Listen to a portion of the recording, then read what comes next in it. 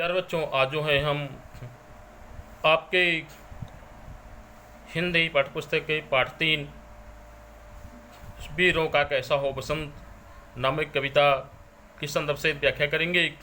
लेकिन सबसे पहले हम इस कविता को लिखने वाले यानी कि कवित्री सुभद्रा कुमारी चौहान के बारे में जानेंगे। सुभद्रा कुमारी चौहान का जन्म जो है 1940 में प्रयागराज, जिसे इलाहाबाद भी कहा जाता था, के निहालपुर नामक गांव में हुआ था।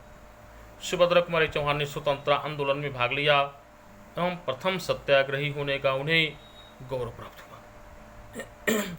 इनकी अधिकतर रचनाएं जो है वीर रस की रही हैं, जिसमें इन्होंने जो है झांसी की रानी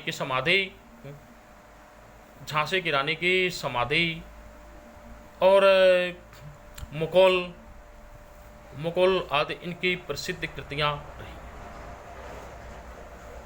इन्होंने सीधे साधे चित्र, त्रिधारा और भी प्रमुख कृतियाँ लिखी।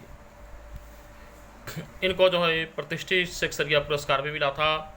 2 बार मध्य प्रदेश विधान परिषद के सदस्य भी रही और जो है 15 फरवरी 1948 को इनका देहांत हो गया।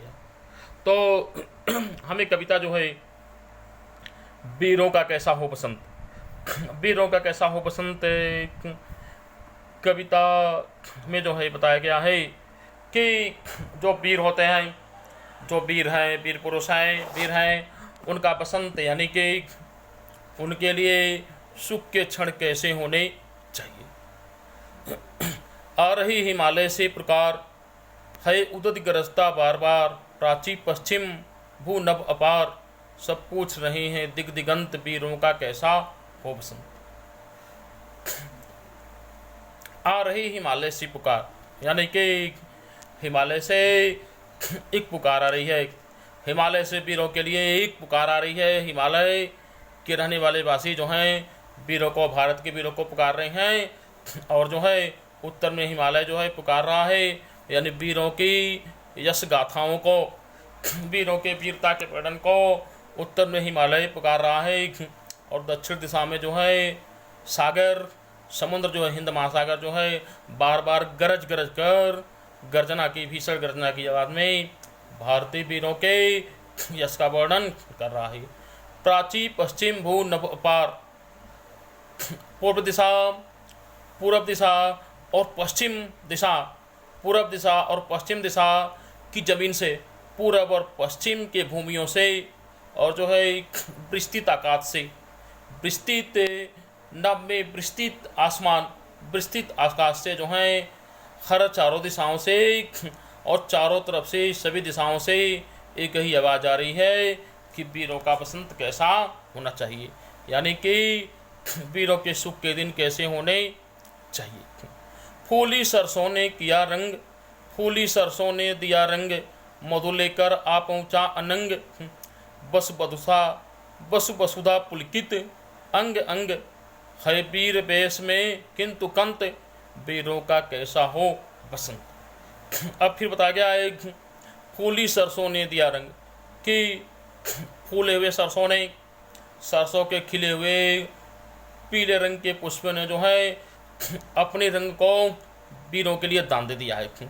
मधु लेकर अब पहुँचा अनंग, और जो है मधुमास यानी कि बसंत को लेकर के, बसंत ऋतु को लेकर के, यानी सर्वत्र हरियाली और पुष्पों की सुगंधित शोभा को लेकर के जो है कामदेव आकर के पहुँच गया, क्योंकि वो ऋतुओं का राजा है। वसुधा पुलकित अंग अंग, और जो है वसुधा यानी कि पृथ्वी और वसु दोनों के अंग अंग एक अंग पुलकित हैं, यानी कि पृथ्वी के प्रत्येक पेड़ पौधे पशु पक्षियों से सुखद आनंद का संदेश मिला है। और फिर है वीर वेश में किंतु कंत, और ये बताया जा रहा है कि आज प्रीतम जो है, आज बसंत आने के बाद भी आज प्रीतम वीर के वेश में है। आज बसंत आने के बाद भी, फागुन का महीना होने पर बसंत आने के बाद भी आज जो है प्रीतम वीर वेश में हैं। और फिर पूछा जा रहा है कि वीरों का बसंत कैसा होना चाहिए। बर रही कोकिला इधर तान, मरुबाजे पर उधर गान, है रंग और रणकान विधान, मिलने आए हैं आदि अंत, वीरों का कैसा हो बसंत। अब जो है कवित्री कह रही हैं कि इस बसंत के समय में जो है कोयल तान भर रही, यानी कोयल कू करके मधुस्वर में जो है गान कर रही है, मधुस्वरों में गा रही है। मारू बाजे पर उधर गान कर रही है। और जो है वीरता का संदेश देने वाला जो है रणभेरी का प्रतीक मारू बाजा जो है बाज रहा है। और इधर जो क्या है, इधर युद्ध का विधान है, यानी कि इधर युद्ध के मैदान दिख रहे हैं, युद्ध की, उधर बसंत की सारी चीज़ें शोभामान हैं। लेकिन इधर वीर जो हैं अपने बसंत यानी कि युद्ध की तैयारियों में रत है। और रणभेरी जो है बज रही है। मिलने आए हैं आदि अंत, वीरों का कैसा हो बसंत। कवित्री कह रही हैं कि आज जो है आदि और अंत, यानी कि जन्म की शुरुआत, जीवन की शुरुआत और जीवन का अंत, यानी कि दोनों को दोनों आज मिलने आए हैं। यानी कि जो है एक तरफ आज अगर देश में सृजन हो रहा है तो युद्ध के मैदान में जो है अंत भी होगा।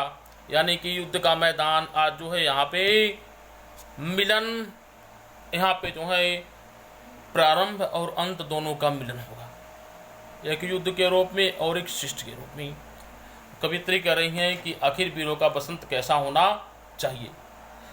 गलबाहें हो या हो कृपाण, चल चितवन हो या धनुष बाण, हो रसविलास या दलित ताड़, अब यही समस्या है दुरंत, वीरों का कैसा हो बसंत। अब फिर कवित्री बता रही हैं गलबाहें हो या कृपाण, के चाहे सुंदरियों के गले में अपने प्रीतम की बाहें हों, सुंदरियों के गले में अपने प्रीतम की भुजाएं हों, या कृपाण हो तलवार हों, दोनों उनके लिए एक ही चीज़ है, क्योंकि वो वीर पुरुषों की अर्धाग्नियाँ हैं। चल चितवन हो या धनुष बाण, और जो है या तो चितवन हो, चल चितवन हो या धनुष बाण, चाहे वह चितवन हो, चाहे मन को मनोहित करने वाला जो है नेत्र हो, चेत हो, जो मनों को मनोहित करे, या धनुष बाण हो जो वीरों का प्रमुख श्रृंगार है, वीरों का प्रमुख बाण है,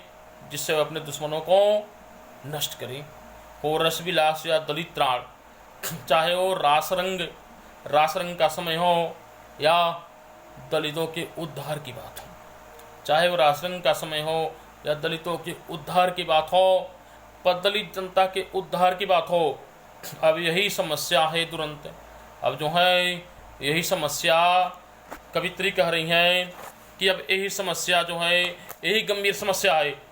कवित्री कह रही हैं कि अब यही गंभीर समस्या है कि वीरों का बसंत कैसा हो, वीरों का बसंत कैसा हो। कह दे अतीत अब मौन त्याग, लंके तुझ में क्यों लगी आग, हे कुरुक्षेत्र अब जाग जाग, बतला अपनी अनुभव अनंत, वीरों का कैसा हो बसंत। अब कवित्री जो है भारत के उस प्राचीन अतीत काल के गौरव गाथा का गान करते हुए कह रही हैं, प्राचीनता के इतिहास का जो हमारे देश के लिए गौरव के क्षण रहे हैं उसका गान करते हुए कह रही हैं, कह दे अतीत अब मौन त्याग, कि हे भारत के महान इतिहास, तो जो हो अब मौन को त्याग दो। तुम जो हो मौन क्यों हो, तुम अपने मौन को त्याग करके इतिहास की वह स्वर्णिम गाथाएँ, भारतीय वीरों के स्वर्णिम गाथाओं को कह दो। लंके तुझमें क्यों लगी आग, अहे लंका तू भी बता कि तेरे में आग क्यों लगी, तुझे जलाया क्यों गया। यानी कि हे लंका नगरी, तुम श्री राम का स्मरण कर, जिनके दूत ने तुझे क्षण मात्र में जला दिया और जो है तुझे पूरी तरह से जीत लिया। एक कुरुक्षेत्र अब जाग जाग, कवित्री कर रही कि हे कुरुक्षेत्र, एक बार तूने जो है अधर्म का नाश करने के लिए, धर्म की रक्षा के लिए तूने अपने ऊपर युद्ध को धारण किया था। भीषण युद्ध तेरे इसी मैदान में हुआ था। इस नाते हे कुरुक्षेत्र तू क्यों सोया है, तू अब जाग जा।